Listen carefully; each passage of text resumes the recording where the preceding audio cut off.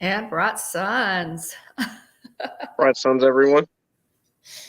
Welcome in. It is great to see you guys today. We are going live, of course, for our Mandalorian Season 3, Episode 7 review. So that means we've only got one more episode left. Yeah. Let me silence my phone here. But yeah, so we're excited about this particular episode. It gets really high marks and high ratings on all of the ratings sites, and so we're excited about this. A lot of good action here, a lot of great scenes on Mandalore. So we have just one little bit of business to take care of. Today is Mike Wheeler's birthday. He's one of our great ghost hosts. Y'all know Mike. He's made appearances on the channel before, and he's generally in chat. And he is, again, one of our ghost hosts who keeps our chat family friendly. Mike is a very dear friend. We appreciate you so much, Mike, and we hope you have just the best birthday ever. Yeah, for really sure. Do. So happy birthday. We'll drop a link later on towards the end of the live stream for a live stream that Mike will be doing for his birthday on Russ's channel, What in the World is Russ. We'll drop that for you guys. They're going to the Magic Kingdom today and probably will be joined by a lot of our friends. I really wish that we were there in Magic Kingdom to celebrate Mike's birthday, but we'll be there pretty soon. So we'll celebrate again. We'll celebrate again when we get there. But happy birthday, Mike. We gave a little happy birthday toot on the Mickey and Minnie's Runaway Railway whistle on Hitchhiker Chat last Tuesday. So happy birthday, Mike. And we're going to jump on into this, William, I guess. Sure thing. Yeah, let's get going. Yeah, let's get going. This one is, again, Season 3, Episode 7. It is Chapter 23 in the series. And it's this rated TV 14 entitled The Spies. It was directed by Rick Famuyiwa, and it aired on April the 12th. The runtime is 51 minutes for this one. So a little bit longer. I love it when we get above 45 minutes. Yeah, me too. On these episodes. Yeah, always know we've got, a little extra ground to cover whenever the runtime goes longer for episodes of The Mandalorian. That's true.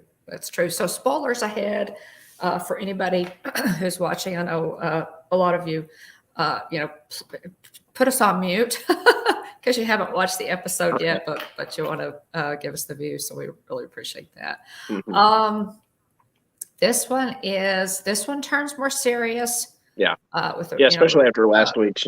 Last week's episode 6 of season 3, chapter 22 is Guns for Hire. It's a fun episode. It's on planet Plaisir 15. You got some cameos from Jack Black, Lizzo, and Christopher Lloyd. It was fun. And so kind of go through all that, figure out what's going on with these malfunctioning droids, and you figure out who's behind it. And then finally get to their reason for going there, which was to for bo-katan to have an encounter with these Mandalorians that had previously been loyal to her, and so ends with her. She's trying to unite them. She's trying to.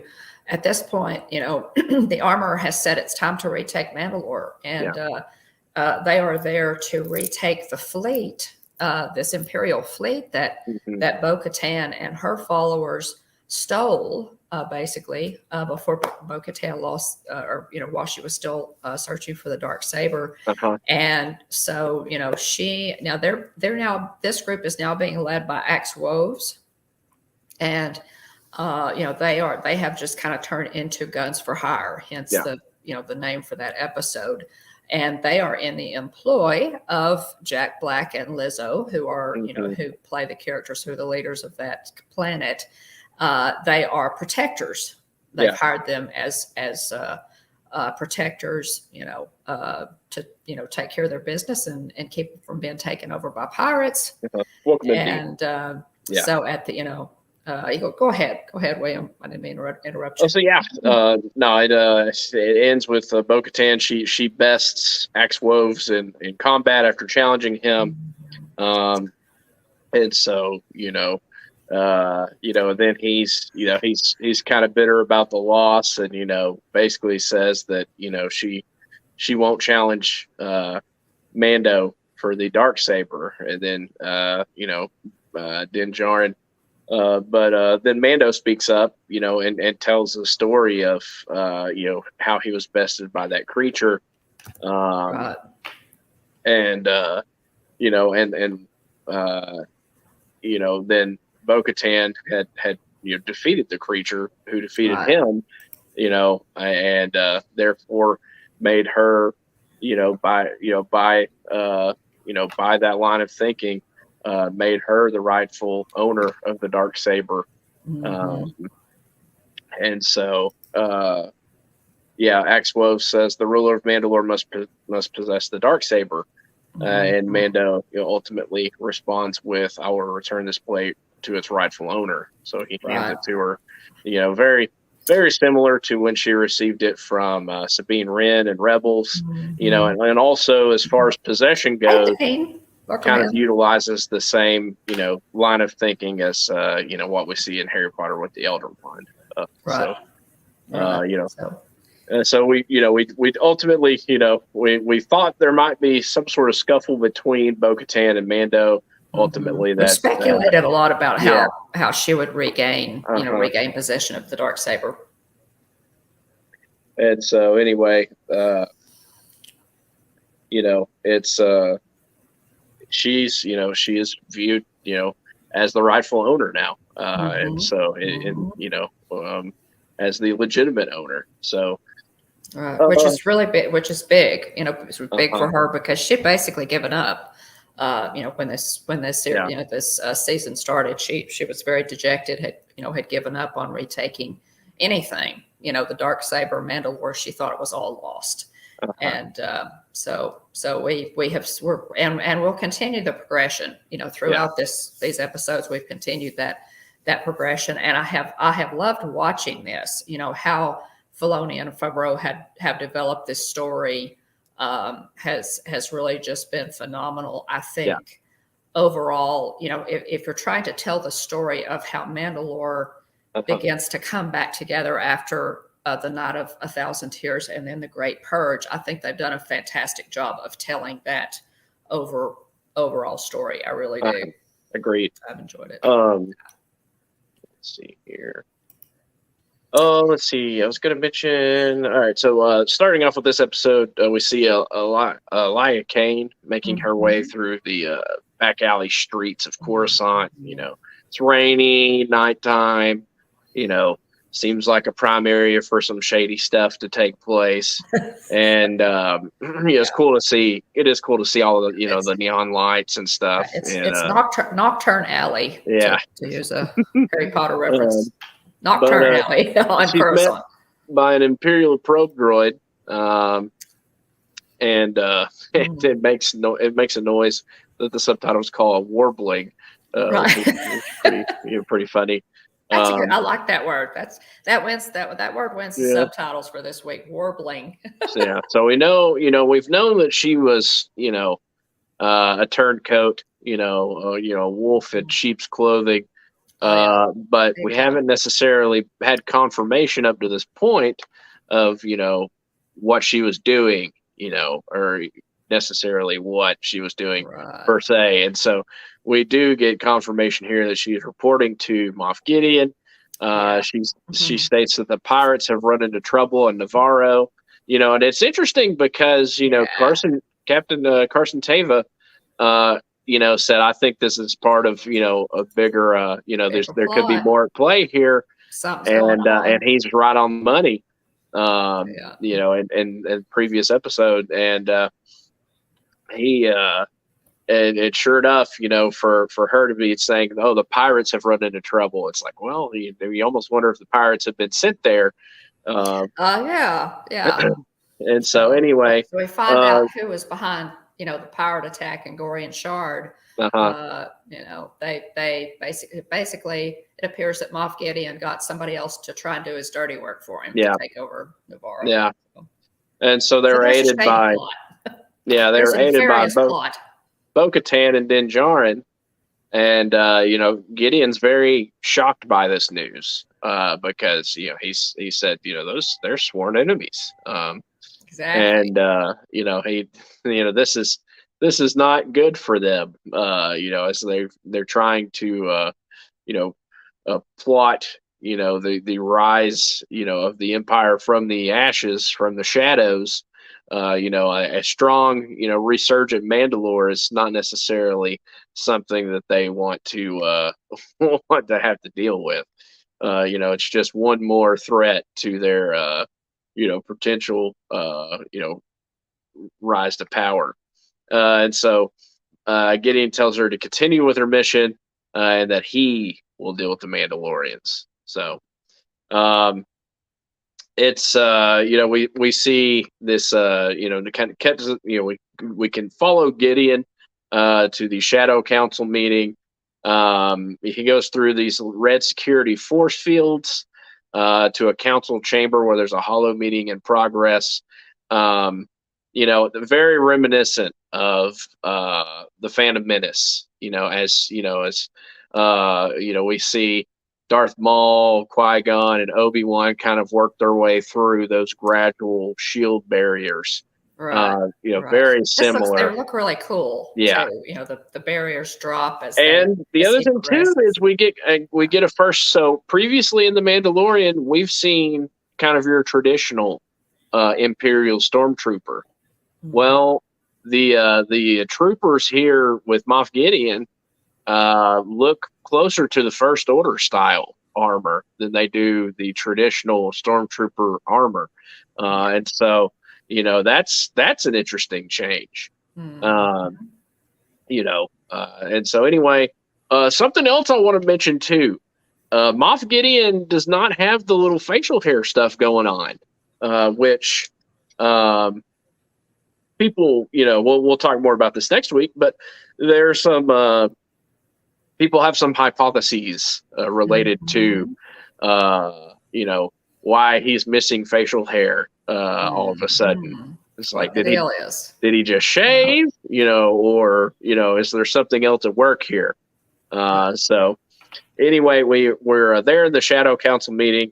You got, let's see, we've got Commandant Hux. We have Commandant Hux. We have Captain Pelion, which, significant character there.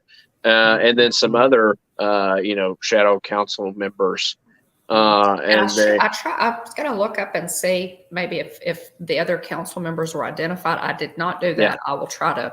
I'll make a note to look that up to next week. But we identified Commandant Hux, and of course Pelion is key. He's a minion of Grand Admiral Thrawn. Yep. So that's big. Let's see. I'll go ahead and turn it over to you. So they're all to run with there. They're all they are all apparently, from the conversation that ensues, they are all they have regrouped.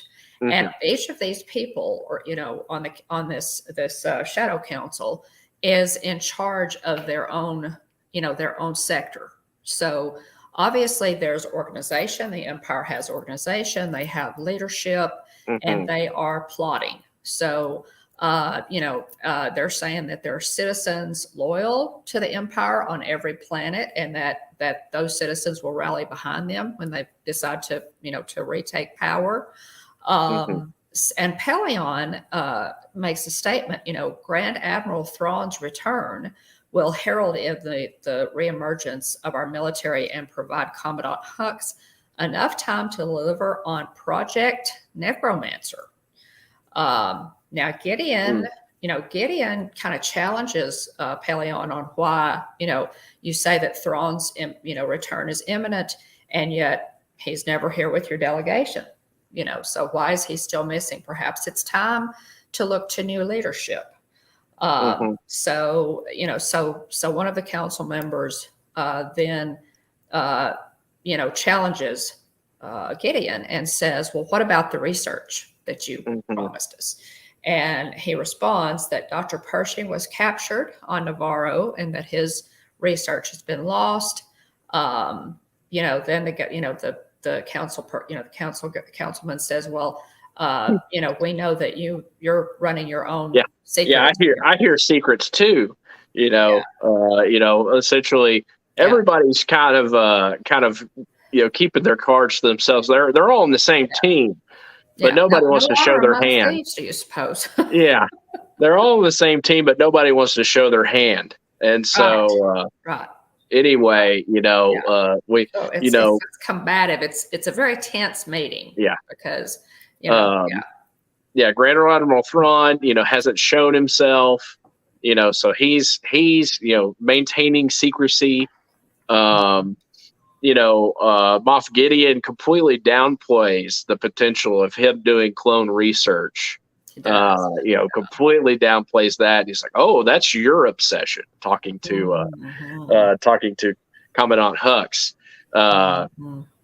and so it's very interesting. There's some finger pointing that takes place in the room here amongst these leaders of this. A lot of darts thrown. A lot of knives thrown here verbally. A lot of verbal jousting going on, and Gideon kind of deflects that accusation and points out that while each of them, in their respective sectors scraped for resources, that Hux and Pelion amassed great resources of equipment, probably weapons, money, things that should be shared. And Pelion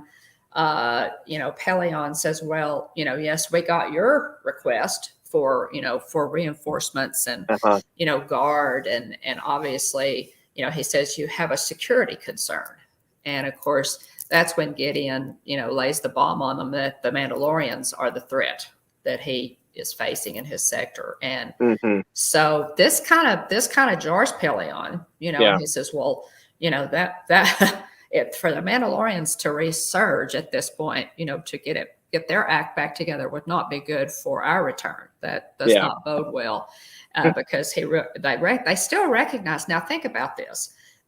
They think that they have destroyed. Well, they did destroy Mandalore.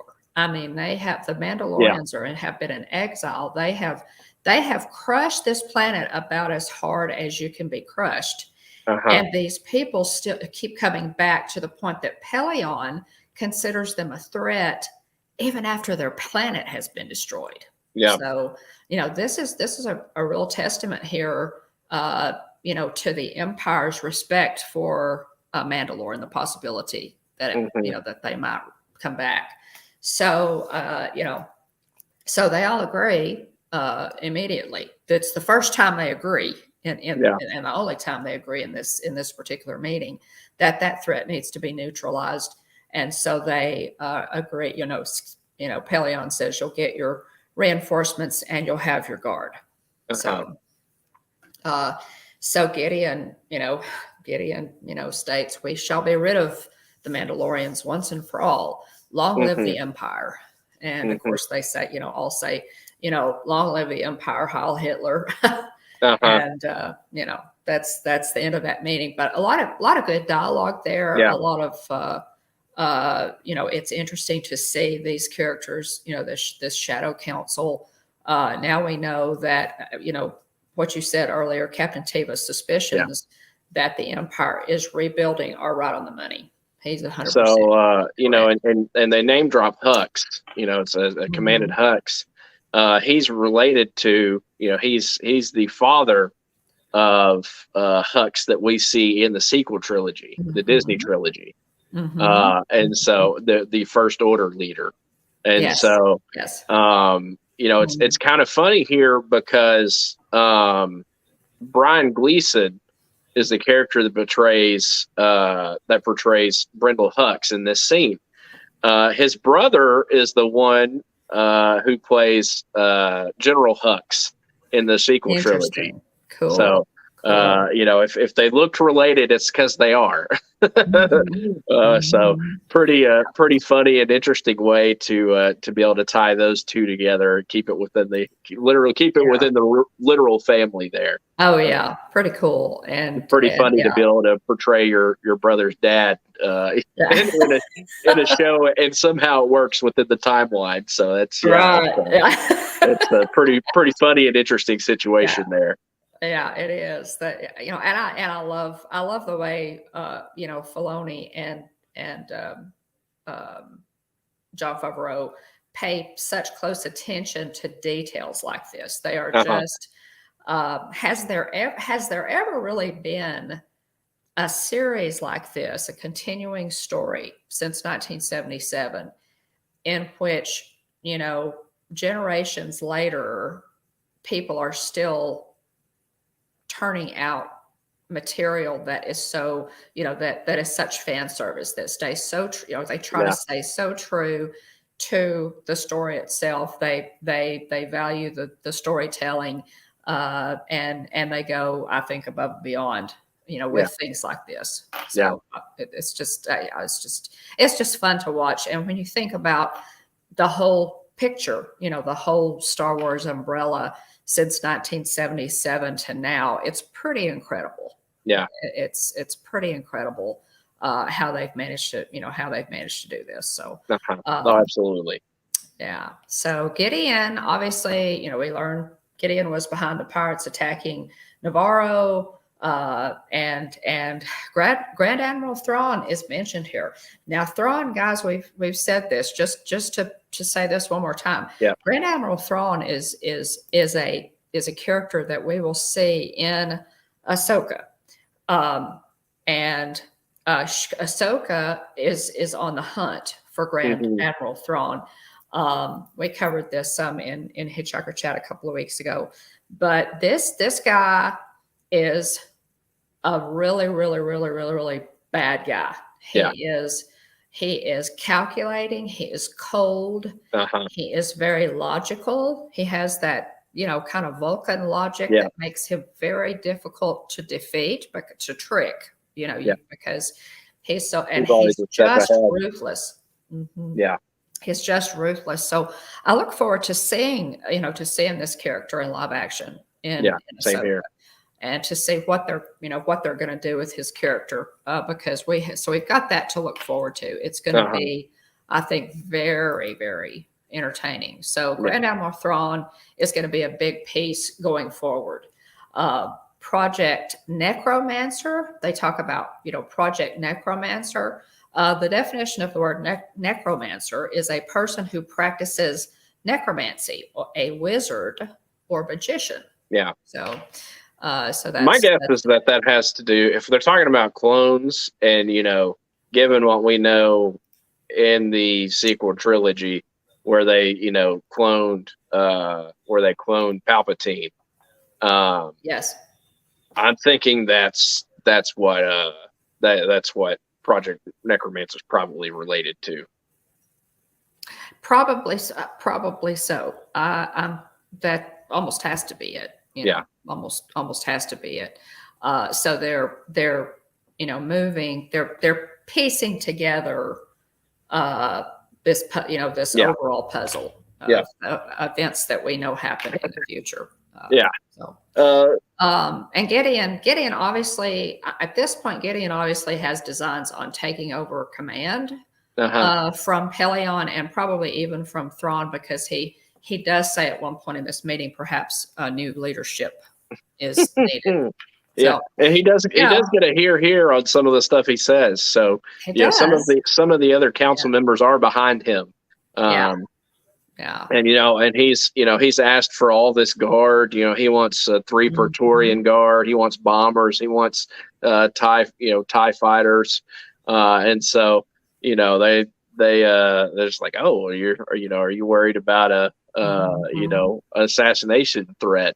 And so anyway, you know, they send him his guard, you know, grant it to him. You know, apparently, Dean. Yes. And so we can't get rid of the guy. we cut to Navarro. We're in Grief Karga's office. There's, the shadow of the ship flying over. And it's the light cruiser, the repurposed, reclaimed light cruiser with the giant mythosaur painted onto the bottom of it. Pretty cool, yeah. And so his droid reports to Grief Karga's droid, tells him, hey, tells him what's going on here. And sure enough, you see it fly over Navarro and see the giant mythosaur logo on the bottom of the light cruiser. And so next, they're kind of approaching, to land on the planet, and they've been granted, this space by Grief Karga, and to Grief inhabit. Karga calls them, tells the copper droid that they are welcome guests. Yep. He knows that the Mandalorians are, are arriving. This other tribe of Mandalorians are coming in with bo-katan and Din Djarin. So bo-katan and Din Djarin. Guess who's coming to dinner? Yeah, bo-katan and Din Djarin arrive in Bo's ship. She's nervous about the two Mandalorian tribes are meeting each other, since they've never met before, and what little they know of each other, they hate each other. So what little they know of each other, they hate. So essentially Mando says, well, if they want to survive, then they don't have much choice. And so they land, the two parties kind of come face to face, right off the bat. The group with bo-katan take their helmets off, which is, isn't something. I think. Yeah. It seems to kind of poking the bear a little bit there. Paz Vizsla kind of straightens up. It's kind of sizing each other up, kind of macho. Kind of checking each other out as the two groups approach each other. And then the armor power. How much firepower is in there? Golly. I mean, there's been several times in the series where somebody has said that Mando needs to be disarmed, and you're thinking, well, it's going to take an hour for him to disarm, because it's like that episode where he traveled on the cruiser and had to check all his stuff. Anyway, the armor clangs the hammer and tongs together, and welcomes them, and says, calls the meeting to order. Let's prepare a feast. Let's go in and eat. It's probably you could probably focus on something other than not liking each other for a little bit. But very tense. They come face to face, and so anyway, they you can kind of tell that Paz Vizsla immediately locks on to Axe Woves as being the alpha from the other group. Alphas, exactly. They head towards the feast, and Mando's greeted by Grief Karga. It gives him a bottle of libation all the way from Coruscant. He said, "You may not want to. You may want to, share this with a smaller crowd. This is essentially this is the good stuff." Small bottle. So, and he tells him that's not his only gift. And we cut back to Grief's office, where we see the IG-11 slowly trot his way into the hallway and into the office, piloted by one of the Anzellans. It's a funny little Babu Freak really funny looking characters. Now we think that this is Babu Freak. He's never named, but it's probably Babu Freak is what I have read and what we think. So so really cute. But either way, they're funny little critters. Like a little pilot seat, right in there the chest area of IG-11. It's really cool. This is a great scene.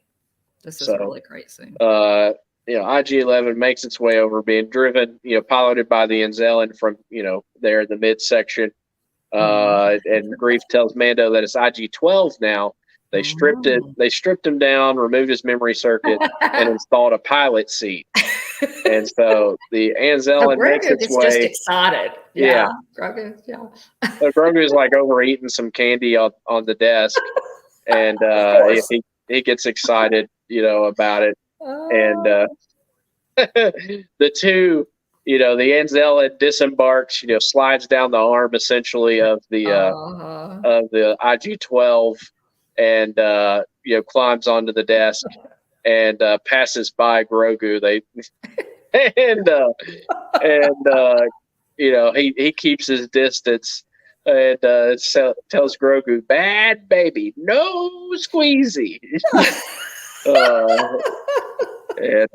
Obviously he's not forgotten when the last time the two encountered each other, and Grogu extended an unsolicited affection to the Anzellan.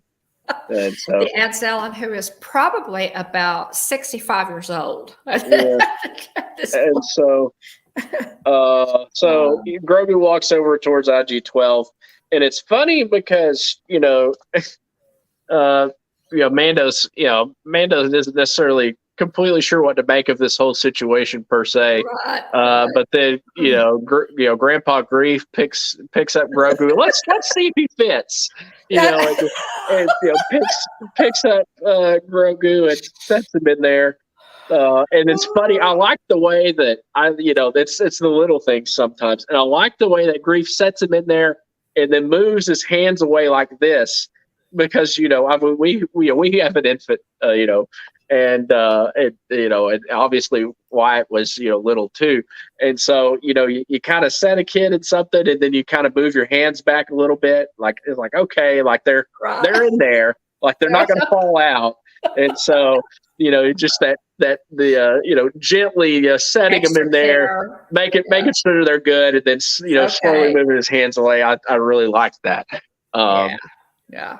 So Grandpa Grief. I love this. I really love it. And obviously he has had the Anzellans modify IG-11 for Grogu.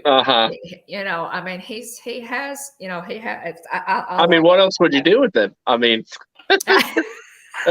If he's only being operated by a pilot, who else is going to fit that space? That's right. And so he's in there, and Mando says to Grief that Grogu's too young to operate heavy machinery, and there's buttons on this on IG-12 that use Taika Waititi's voice, and so he pushes the button and says no, and Mando says, "No, what?" And it's just funny because again, it's kind of the whole grandpa thing. It's let's just let him try it out, see how he does with it, give him a shot. And so at least let him try it out in my office. And so Grogu starts taking some steps, accidentally bumps into the statue of the High Magistrate Karga. That statue just keeps taking a beating, and he bumps into it. The droid steadies it, and he just keeps walking, and it's so funny because Grogu starts hitting the yes, hitting the button, just like a kid would do, pushing buttons. And so he's, getting the hang of it, walking around the office. Grief is pleased. And so, Grogu's enjoying it. Not at all. And so, let's see. It's like when you give your grandchild a present, like a something that they can ride, and and you're waiting to see if they like it. And if they like it, you as a grandparent's like, we got the girls and white bicycles, a couple of Christmases ago. And to see them hop on those you're just delighted, you're just, oh, hey, Adventures Buddy. It's so good to see you. Thanks for welcome in. Great to see y'all. Good to see you, Dave. Yes, no squeezy. Yeah. So very funny. Lucasfilm Shirley Henderson, best known for playing Moaning Myrtle. Yes, you guys remember Moaning Myrtle? I did not know this. Oh my gosh, it's great. She served as the voice and puppeteer for Babu Freak. Talk about a character being able to portray a character or a person being able to portray a character in two major franchises. This is really cool. I didn't know this. Cool. Yeah. I'm glad that you came across this. Yeah, I came across that in some of my wanderings and readings. But yeah, that's just a great, and it's really strange too, because we've been making the Harry Potter comparisons with the Darksaber and the Elder Wand. So it was just, I thought, what? Yeah. Well, that's super cool. So we cut to the streets of Navarro. Grogu's piloting IG-12, pushing the yes. And oh man, it's just typical toddler behavior. He's up higher. He's having a good time. Gets to sit up a little bit higher. See everything. And so he's got some extra reach too. And so they're walking their way through the marketplace, and he stops to get himself a little snack. And then also it's funny because Mando's like, no, Grogu, you got to pay for that.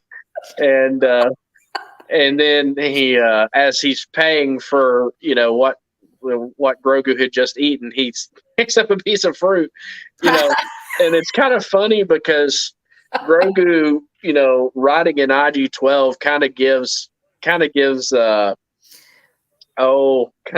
Mando the little brother treatment, because Mando goes to grab the fruit and then he holds it up high, and kind of like the big brother, little brother, like put your hand on their head, hold it up high where they can't reach it. And then he ends up squishing the fruit, and it gets on the stand's owner, and just goes everywhere. And Mando pays the little stand owner and says, this isn't working for me.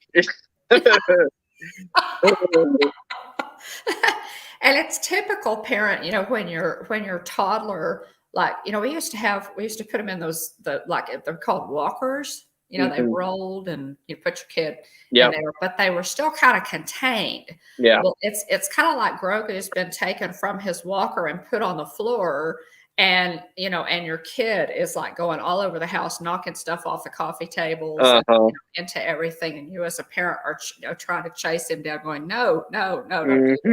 It's really, I mean, every parent and grandparent can relate to these things. Yeah. I love it. It's really, I love it. We cut back to the Mandalorian camp.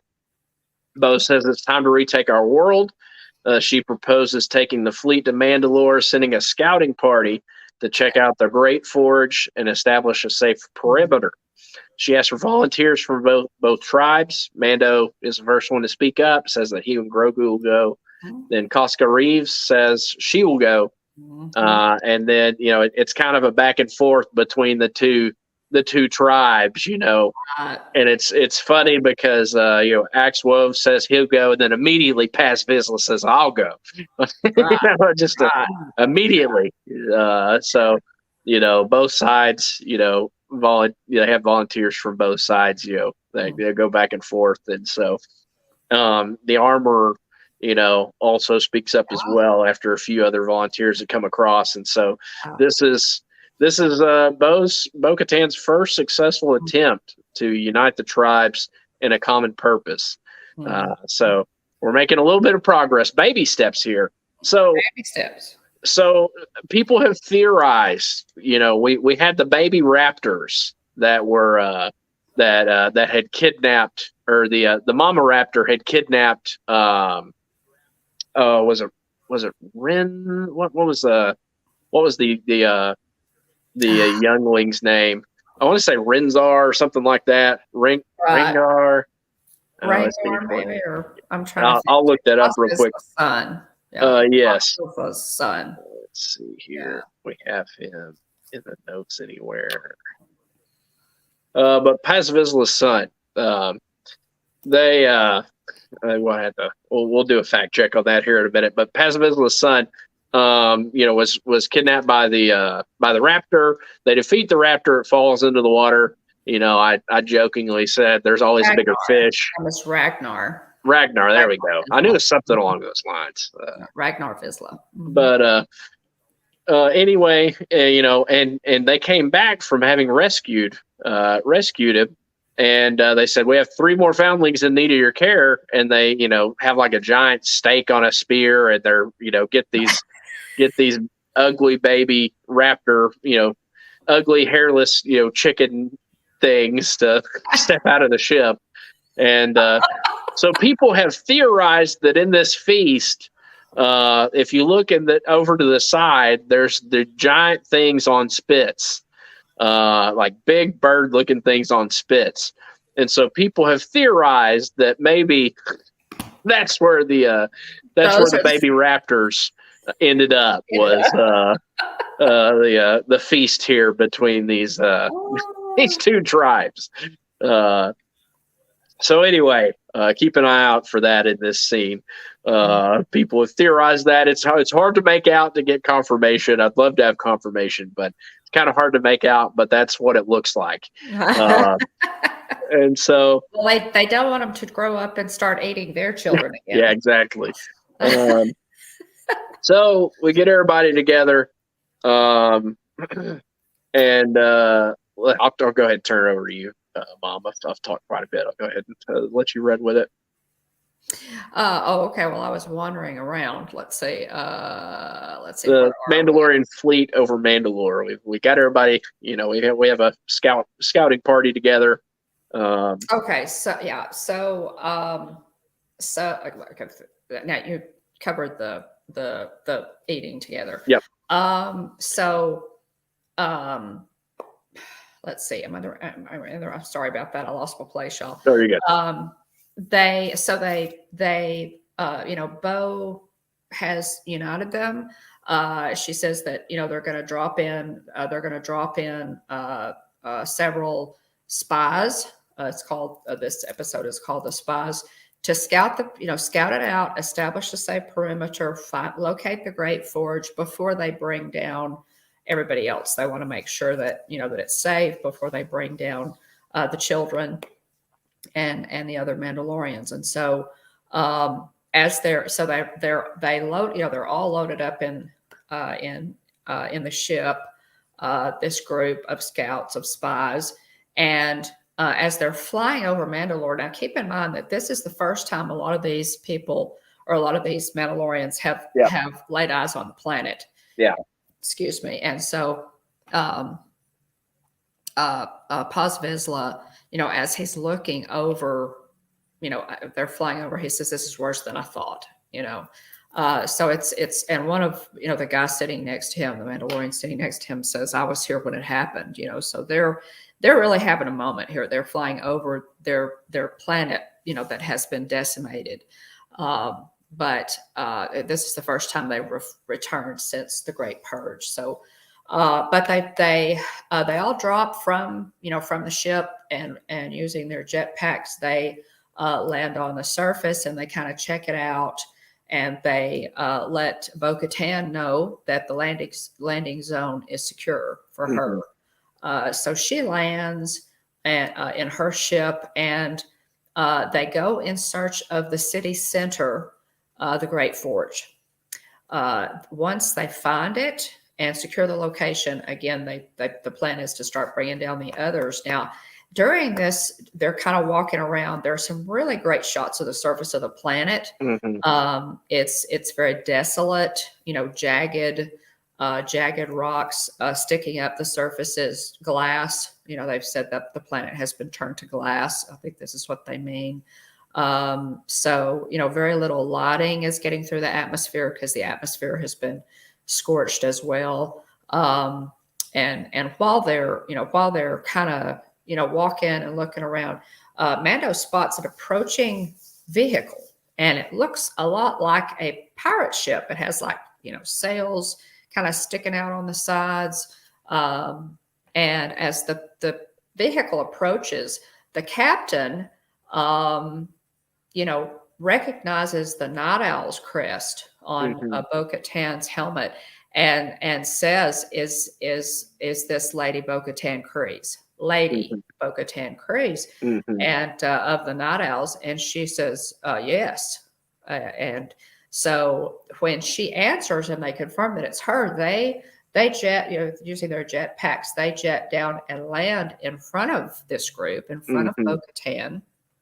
And, they recognize her, and they're submissive to her, and they say, "We knew that you would not forsake us." And they bow, and the captain says, "We have failed you, but our blasters remain in your service." So this is a group of Mandalorians who have somehow survived on the surface. At this point, we didn't realize that there was yet another group of Mandalorians. Oh, they're in rough shape too. Just they're in rough shape. All their supplies, their clothes, just looks really rough. Yeah. Oh yeah. Yeah. They're in bad shape. They've had a hard time surviving, on the surface, and so they're obviously in the worst shape of anybody. So now we've united at least 3 groups of Mandalorians here. So their numbers are increasing, and that's exciting. And they pledged their they recognize Bo-Katan as their leader, and they our blasters remain in your service. So then they kind of cut to everybody then is on the captain's ship, and they are, of course, as you would expect, now that they're all back together, they're all discussing their respective, experiences in the Great Purge. How the Empire, the captain says, "Well, the Empire punished us for not surrendering," and Bo-Katan says that's not true. So here it comes. Here's Bo's story that we've kind of been waiting for. It's been alluded to. We know that all this is in Bo's head, and that she's really wrestled with it, and it's been torturing her for a long time. So here it comes. She says that she did meet with Moff Gideon. Now, keep in mind that when the Empire attacked, Bo-Katan possessed the Darksaber and was the rightful ruler of Mandalore. So when it happened, she says she did meet with Gideon, and she did surrender to him after the Night of 1,000 Tears. She felt like that was the only way to spare the planet, of any more bloodshed. They shouldn't want to lose anybody else, and so she surrendered to Moff Gideon. And that's how Gideon came to possess the Darksaber. Apparently, she surrendered the Darksaber to him, and so in that he was never the rightful owner. If the saber lore is to be honored, if she just handed it to him, just gave it to him, then he was never the rightful owner of it. But Gideon did. He double crossed her. Surprise, surprise. He didn't honor their agreement to spare the planet. They went ahead and decimated the planet anyway, and he betrayed Bo-Katan. So, so they're kind of all, digesting this information, and the captain turns to the armorer. Now, this is interesting to me, because you know how much this piece of Mandalore history fascinates me, William. The captain turns and asks the armorer, how did your group survive? How did your group go? And she says, "Well, we were hidden on the moon of Concordia." Now, this is something that she mentioned, that she explained to Din Djarin in one of the latter episodes of the Book of Boba Fett. So we've heard her explain this before. So she says we were hidden on the moon of Concordia, and that's how we survived. And he asks a key question here. What an interesting question. Are you Death Watch? Mm-hmm. And Death Watch, and now I'm most likely she was Death Watch. Yeah. I don't know that she was, because the armorer has always kind of maintained an overall distance. Yeah. As far as taking sides and what have you. So we don't know. She doesn't answer the question directly. She simply says Death Watch exists no longer. It shattered into many warring factions. So, it wouldn't surprise me if she wasn't a member of any of the factions, that she was, I think that's more her shtick. Yeah. But then Bo-Katan says something that is very poignant here. This scene is headed into a really interesting conversation, strong conversation. Bo-Katan makes a statement and says, Mandalore has always been too powerful for any enemy to defeat it. It is always our own division that destroys us. So, food for thought there. That's the reason any society falls, is the division. So this is the first mention in the series of Death Watch, which is the group that Bo-Katan headed in opposition to her sister, Duchess Satine. Yeah. And so it's really it's something that they all needed to do. They all needed to get together and talk this through. Basically kind of clear the air. Right. Yeah. What happened? Yeah.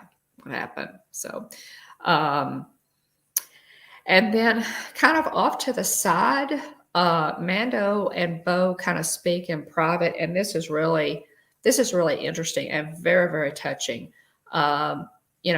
Mando tells her, I understand now what happened. I was taught, as a child of the Watch, I was taught that your faction was selfish and uncaring.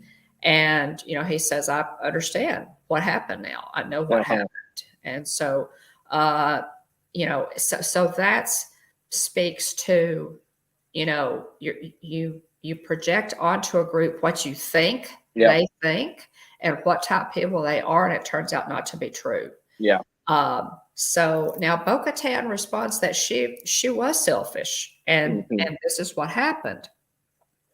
And Mando says, now wait, wait just a minute here. We will rebuild it. Isn't that our history? For thousands of years, we have been on the verge of extinction.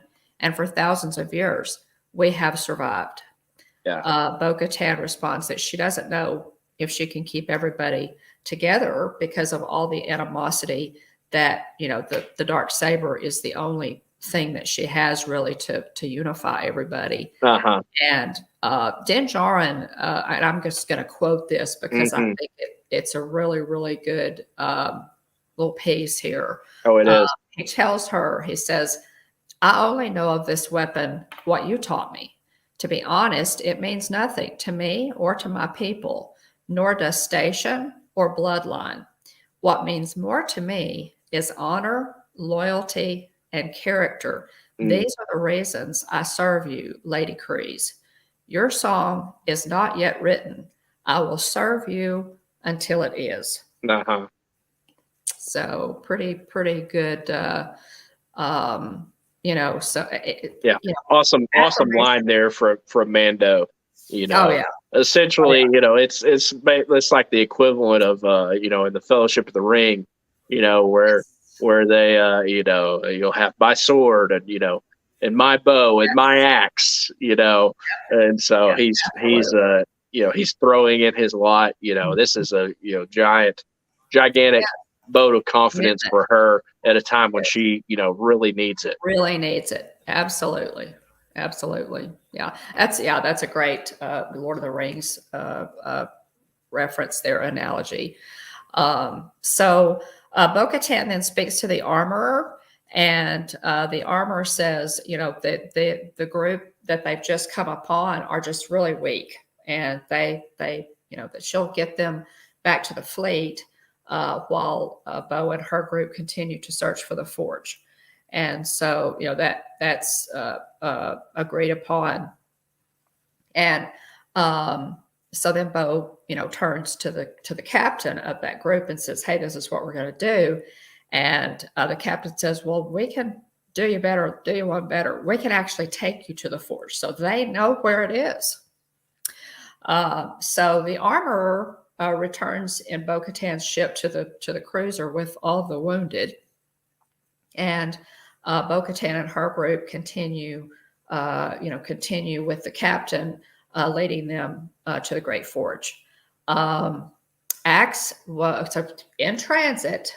Axe Woes and Paz Vizsla get into a fight. Remember all the tension, but among these groups, they get into a fight over a board game, and it's like and it's interesting too, just the kind of interaction between the two, because they're both playing the same game but by a little bit different rules.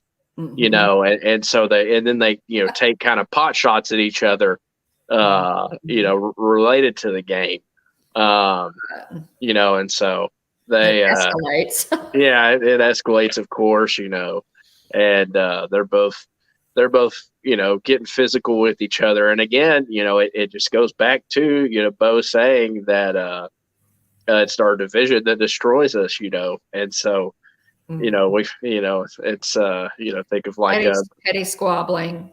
And so anyway, they they're at each other's throats. They've wanted this, from the second those two laid eyes on each other.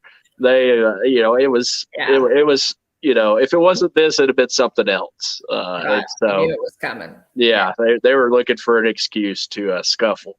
And so anyway, like you said, Mando asked if Bo asked Bo if he should stop them, but she says it was bound to happen sooner or later. Yeah. So let them fight it out. Yeah. And so the things are going. It's kind of continue to intensify. The fight continue. Stakes keep getting a little bit bigger in this fight, and then Grogu, via IG-12, steps in between and essentially, holds the two apart. And it's hitting the no button exactly there, Dean, and so he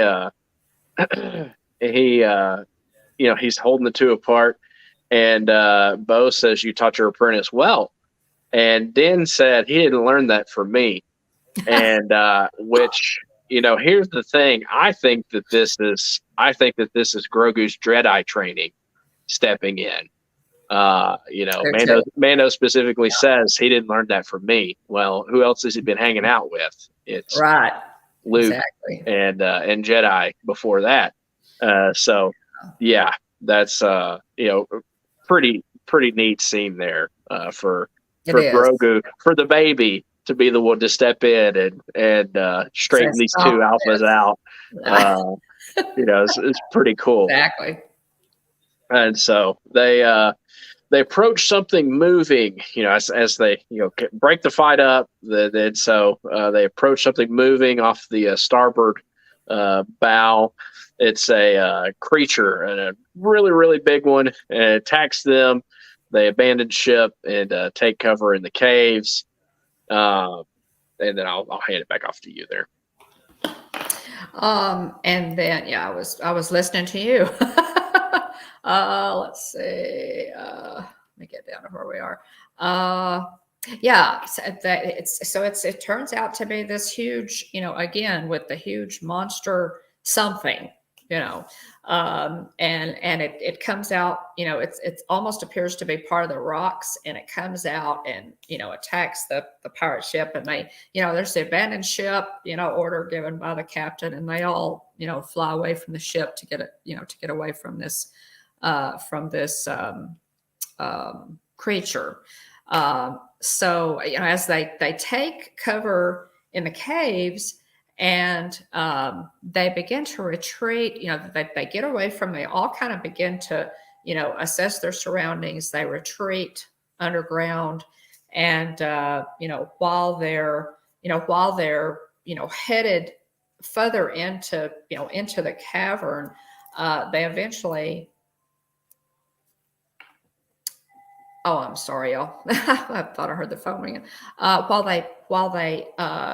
they enter this large cavern, and it's actually what they've been looking for. It's the Great Forge, and they make the comment, this is it. This is the center. What was once the center. The center of our culture. And so they have found, they found it.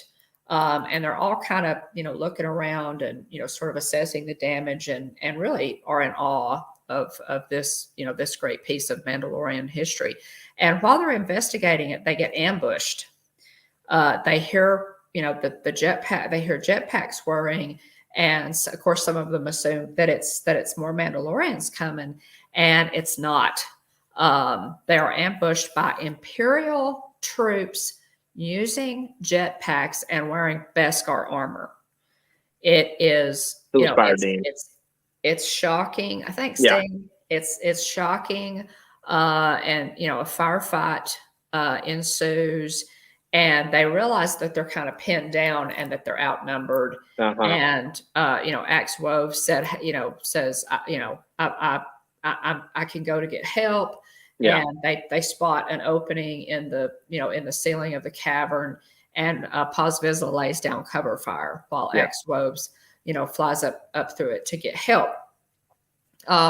So as they fight through, this cavern, then they retreat into like a tunnel. And as they come out on the other side of that tunnel, they enter another large cavern and find an Imperial. Everything is ordered. There, there are blast doors and Imperial vessels, and it's an Imperial stronghold. On Mandalore. Wow, they didn't realize that it was there. Din Djarin realizes that it's an ambush. And then, everything just, they begin to fight. There are troopers that, that come in, and the fight ensues. Now the thing that's we're all still kind of reeling from the fact that these troopers are using jetpacks and wearing Beskar armor. So it's like, whoa, okay. So we know that they've been there long enough to mine the Beskar and create armor for themselves. Mando, is fighting the troopers, and he gets overcome by, it takes like 10 troopers to bring Mando down. And finally, they kind of overcome him, and Moff Gideon lands with the jetpack in front of him. He's dressed in black Beskar armor. It's about as defensive as it can be, Yes, it is sacrilegious. To use their own tools against them. Yes, and we're, and I was, all of us, I was just greatly offended. At seeing Moff Gideon in Beskar armor. It's just the biggest contradiction. It is literally sacrilegious, to the Mandalorians. And Gideon, of course, can't resist monologuing. He is Gideon is pompous. He is so talented monologuer. Talented monologuer. And, he, this grandiose, removes the helmet and says, you're a talented people, but your time has passed. However, as you can see, Mandalore will live on in me. Thanks to your planet's rich resources, I have created the next generation Dark Trooper suit and forged it from Beskar alloy. And the most impressive improvement is that it has me in it. This guy. Whoa. Yeah. Yeah. Oh man. Oh man, he is just so he's so full of himself.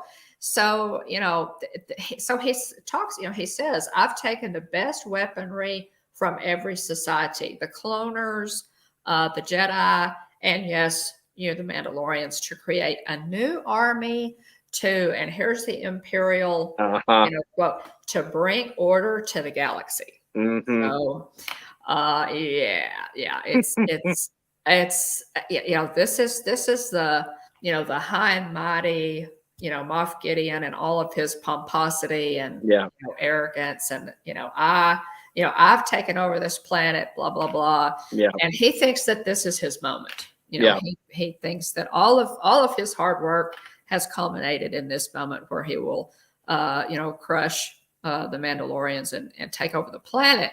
And to that end, he orders bo-katan to surrender the Darksaber to him and to declare him ruler of the planet. Yeah. Well, we know that that's not going to happen. No, not again. Not again. Fool me once, yeah. Shame on you. Fool me twice, shame on me. Mm-hmm. And so instead, she begins to fight. And she realizes that they're outnumbered. They need to regroup or whatever. And so she cuts a hole. Got to fall back. Darksaber in the rear blast door. And Paz Vizsla at this point is cut off from the rest of the Mandalorians. Voluntarily. He's trying to give them time and space. And and he probably could have made it, and obviously could have he could have, and he decides not to. Yeah, he decides to hold them off, and he realizes, Bo-Katan is saying, come on, and he says, you have to go, you have to go. This is the way, and so we realize, at that point, that the blast door goes down and he is left on the one side while the rest of the Mandalorians with Bo are on the other side to get away, and then the troopers come at him, and it's a really great battle scene here. Paz Vizsla is no slouch, as we've talked about before. He's a big guy, he has tons of weaponry, and he's a skilled and cunning fighter, and so he dispatches the white troopers. He clears them out. He clears them out. He does. And you're like, you're like, all right, you're like, there's one for the home team, and then the tide turns.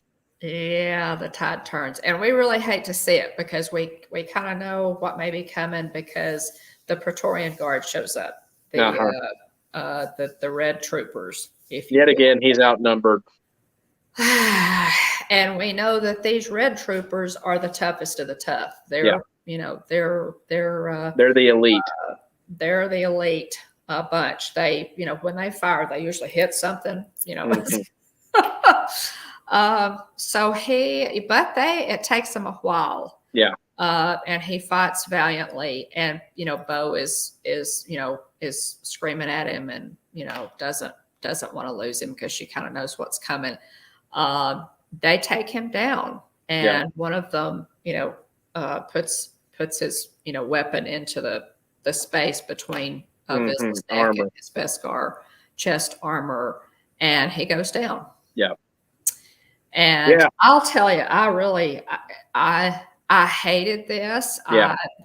This is where it ends. This is where this particular episode ends. Uh-huh.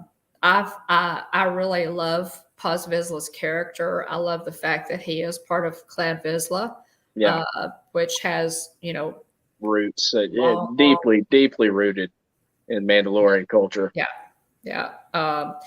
And I love the fact that Paz Vizsla had gone from actually challenging Mando for the Darksaber in one of the last episodes of the Book of Boba Fett, to sort of accepting him, sort of halfway accepting him, maybe, to not only respecting him for rescuing his son Ragnar, but then recognizing him as an equal and a leader. So, we saw through all of this that Paz Vizsla was not hard and fast. I've made up my mind, and don't confuse me with the facts.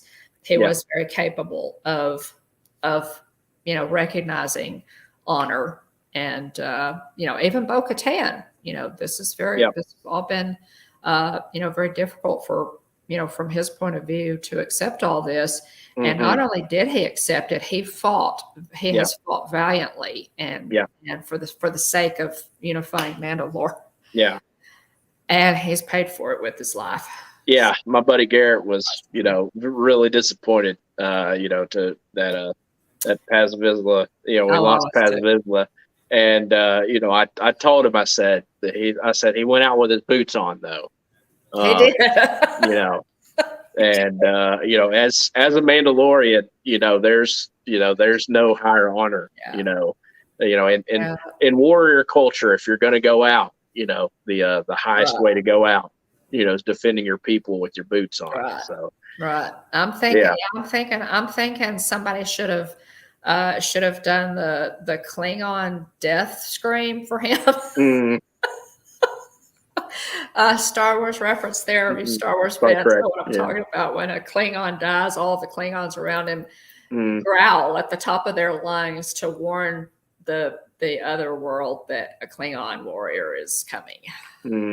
So that's kind of, I kind of wanted to do the Klingon death scream for Paz Vizsla here. But yeah, this is where this episode ended. Tons of action. Big time. It seems like we can't get through a season of The Mandalorian without losing at least one main character. But we do have Ragnar. Ragnar is still there to carry on. The Vizsla name, does continue on. Yeah. So I really hated to lose Paz Vizsla though, because I love him as he's such a strong character. Yeah. And love the how they developed his character, voiced by Jon Favreau. But at any rate, it's excellent. I love this episode. It was it scored an 8.8 out of 10. Is that the high for the series? There are a couple more. I thought up to this point that may have been, the highest, if not close to the highest. Well, it's still being rated, and so people are still rating it, and some of the other episodes have gotten this high, but this is the highest number for any of the series yet. Yeah, and so people really seem to enjoy this one. For good reason. Just a lot happened, a lot going on there. In this, they really packed a lot into this series. Again, I love it when they go over 45 minutes because same here. That we just get a lot of story, when they do that. But bo-katan is coming into her own as a leader, and the Mandalorians are learning how to be united, to retake Mandalore. They're all learning their roles, what role they'll play in this new order, if you will, for Mandalore, and they all accept bo-katan as their leader. So all stages of team development, forming, storming, and norming, and then performing. But yes, they're all they've felt each other out, and now they have a common enemy. So it'll help galvanize their unity. Yeah. So it's going to be interesting to see this season is almost at an end. We'll review the season finale next week. But I think it's been an interesting season. It didn't exactly take the turn that I thought it would. We never know what's in the. We knew it'd revolve around Mandalore, but it's as far as the actual how the storyline is tracked is gone a bit differently.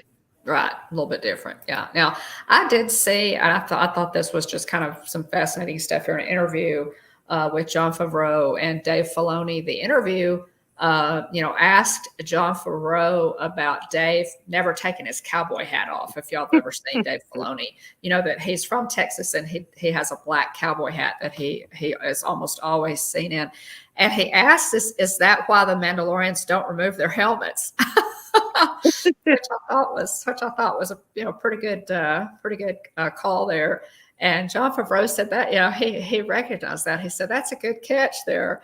But he said that a lot of Dave Filoni's personal life had kind of woven its way through Star Wars. He loves wolves. We see the Loth wolves in Star Wars Rebels, and his wife's love of night owls is where of owls. That's really cool.